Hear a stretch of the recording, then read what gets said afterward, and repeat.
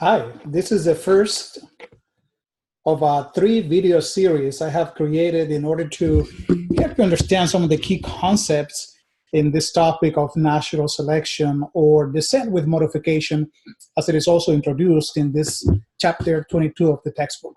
And one of the first ideas that I want to help you understand is how the view of life and life's diversity has been changing throughout time. And so what I've done in this PowerPoint presentation is select some of those names of people that have strongly influenced how people view life in the sciences at this moment in time. Beginning with Greek philosophers that at some point disagreed in terms of what they thought was the origin of life. For some Greek philosophers, life was something that was subject to change, and they could see, for example, how amphibians that will be breeding in water at first will go through a tadpole stage, later on developing features that they didn't have when they first hatch out of the egg, like legs, and something like a tail will eventually disappear, eventually moving over to live on land where the adult frogs and toads and salamanders spend most of their time. So for many of the Greek philosophers, there was that conception that life can change, that life is subject to what we call now the process of evolution. However, one of the most predominant philosophers was Aristotle, and for him, the idea that life changed through time had very strong limitations. For him, pretty much life was immutable, meaning there was no change. And he was a proponent of something called the scale of nature, which I have selected an image to show you, give you an idea for what the scale of nature was. He had a way of organizing the things we find in this world from things that are not alive, which is what we call here inanimate matter in this illustration. I want to see if I can change to like a laser pointer to help guide you here. So yes, here at the bottom of this ladder, you can see that he had placed things that are not alive, for example, rocks, soil, water.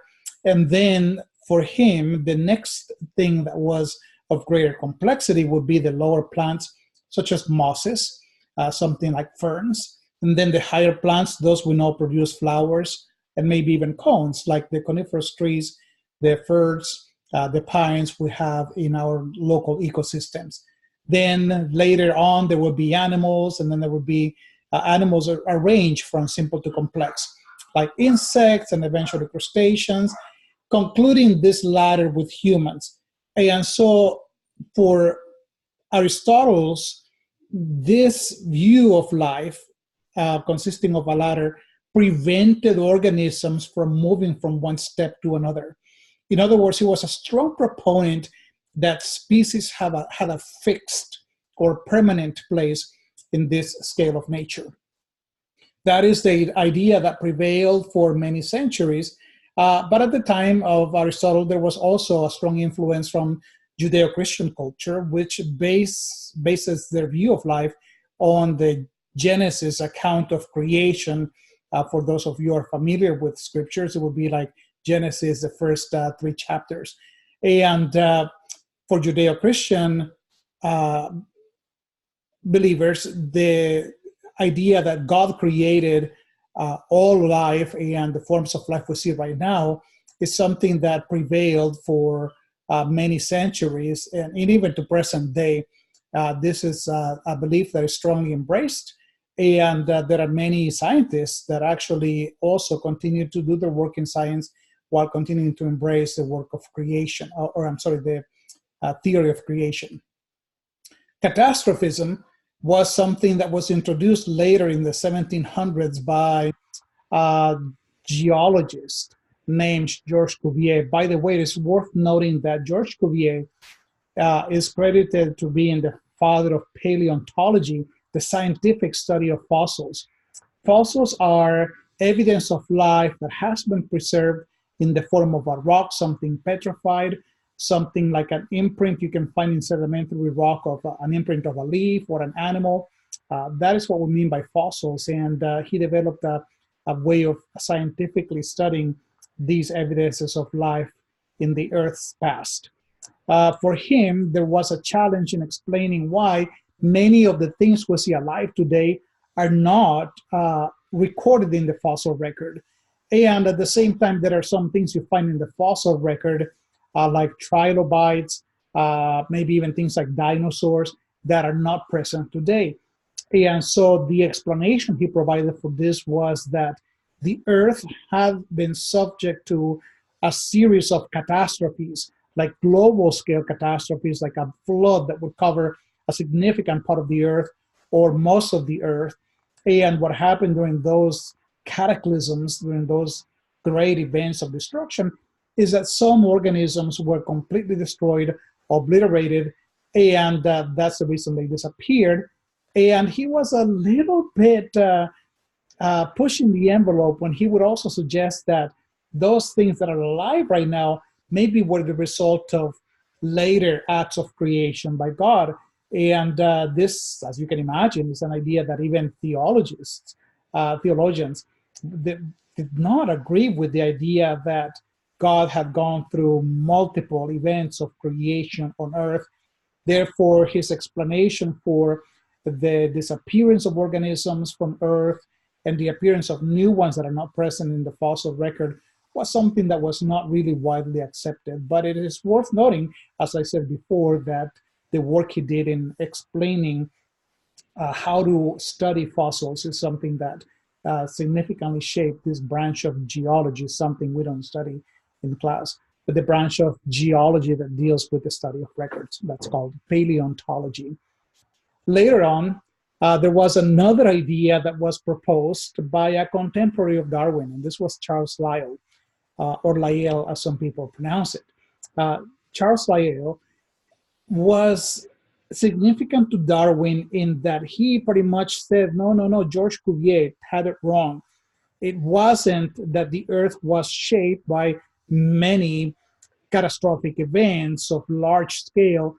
Charles Lyell said that the Earth actually had been shaped by slow, gradual events. He said, like the same kinds of local floods you see right now, earthquakes, fires, landslides, were the kinds of phenomena that have shaped the Earth, and that those processes acting over a long, long period of time will be responsible for creating the great geological features we see on Earth, such as mountain ranges, a place like the Grand Canyon. I'm not sure if you have been able to visit that place, but it is certainly impressive when you see that big hole in the ground and the forces that would have been required to form that canyon. Charles Lyell would have said, hey, that is the result of the Colorado River carving that canyon over centuries and even millennia and maybe even millions of years. Whereas Cuvier would have said the Grand Canyon would have been formed as a consequence of a great flood covering the United States. So I hope you can understand here the differences between these 2 points of view. Jean-Baptiste Lamarck is of significance when you study the views of life and life's adversity throughout history, because he was the first one to propose a mechanism for how species change. So it is worth noting here that Darwin wasn't the first one to say, hey, evolution happens, or to propose a mechanism. Even from the times of the Greeks, remember some Greek philosophers advocated for the idea that life changes through time. But Jean-Baptiste Lamarck was significant because he provided a mechanism that he called use and disuse. In other words, for him, the idea was that species can change if they rely heavily on certain phenotypical traits, whereas characteristics that are not used for extended periods of time, they may disappear from a species, and so that would be the thing that leads to the changes. To give you an idea for how Lamarck viewed this idea, I have a couple of illustrations here. So for example, take a look at Lamarck's view. Lamarck's view was marked, and I'm gonna write this pair of words over here. It's actually 3 words, because they will be useful for you to remember. So Lamarck's view was use and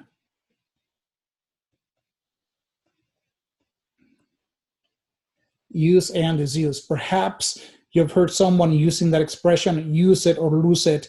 Well, that's actually borrowed from Marx's pages, because this is what he used as an explanation for the long neck of a giraffe. He would argue that as the African continent grew drier and drier, and this is a phenomenon that has been happening in Africa over the several last few hundred years. As the climate gets drier and food becomes more limited, especially during certain periods during the year, he would reason that an organism like a giraffe would have to rely on food other herbivores could not reach. Like, instead of competing with zebras and gazelles for grass growing directly from the ground, giraffes would be feeding on the leaves of trees. And in order to reach that food that was up there on the branches and nobody else could reach, they would have to be stretching their necks, and that stretching of the necks was an exercise that resulted in making longer necks. And we shouldn't be too critical of him, because we can actually see the kinds of changes they do to their bodies. Have you seen how people change the shape of their earlobes by putting objects like rings? Maybe you can see images of certain tribes in Africa where people can put like discs in their mouth to stretch their lips, or maybe you've seen images of people in Africa where they put rings on their necks, and those rings make a woman's neck stretch longer and longer, even though they continue to have the same 7 cervical vertebrae you and I have. And so those changes, Lamarck would say, would become fixed in an organism, and then they would be passing them to the next generation. The problem with this way of thinking is, as you and I know, changes we cause in our bodies as a result of a lifestyle or aesthetic preferences, like the making of a longer neck by adding more rings and forcing the head to move higher away from the shoulders. That is something that cannot be passed to the next generation. To make it easy, let's say that someone thinks that beautiful tattoos on the arms is something that is highly desirable, and they go and they get all of these tattoos. Now, what would happen when they have a child? Do you expect that a child of someone with tattoos would also be born with the same tattoos of the parents? Absolutely not. The reason is these changes have been acquired, and those acquired characteristics cannot be passed over to the next generation. And so, but that's what Lamarck was saying with regards to giraffes, that these changes of the neck getting longer as they reach for ever higher and higher food on the trees would be responsible for the evolution of the long neck.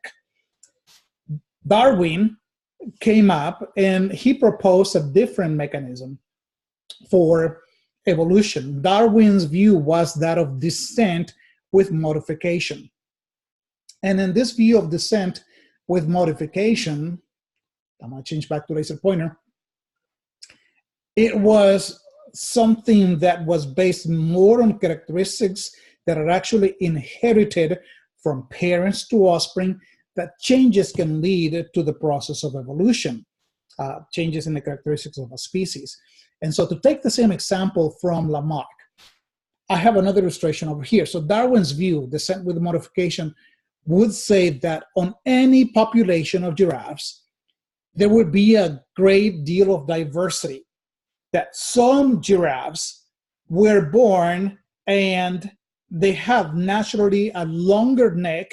Other giraffes had medium-sized necks. Others had very short necks. Just like you can imagine in a human population, the way we were born, I mean, we were born to be a certain height. And you can do all you want. And if you're a 5'9" person like I am, I can exercise all that I want. I will never be a 6 foot and 5 inches person to like play in the NBA. It's not going to happen. And so just like people, some are taller, some are medium height, some are shorter. It's a result of the genes. Darwin reasoned in a population of giraffes, there are going to be some that were born with longer necks and some that were born to have medium-sized necks and some that were born to have real short necks.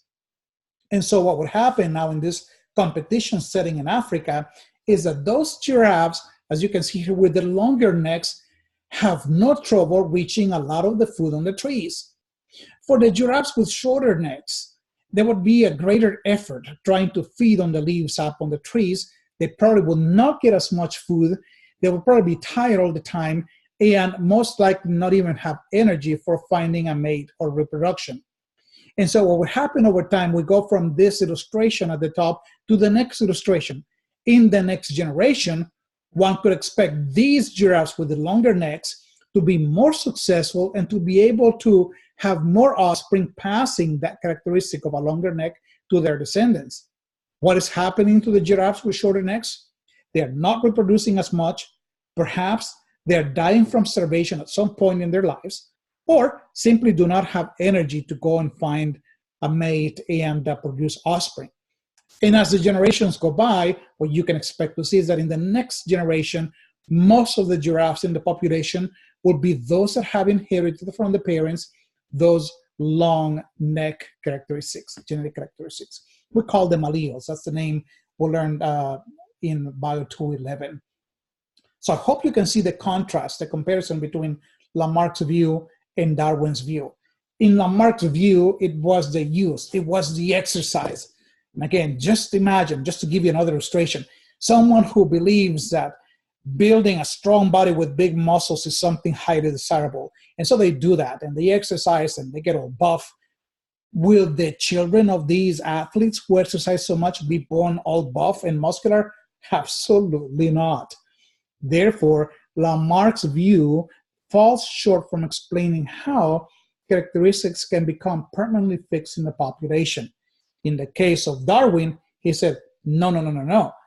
Giraffes with a long neck are the descendants of parents who also had long necks. And if having a long neck is an advantage for living in an environment where food is high up in the trees, consequently, those offspring of the giraffes with the long necks will also have the long neck, be as successful, and those individuals that naturally have a shorter neck will eventually disappear from the population along with their alleles or the genes that are responsible for that.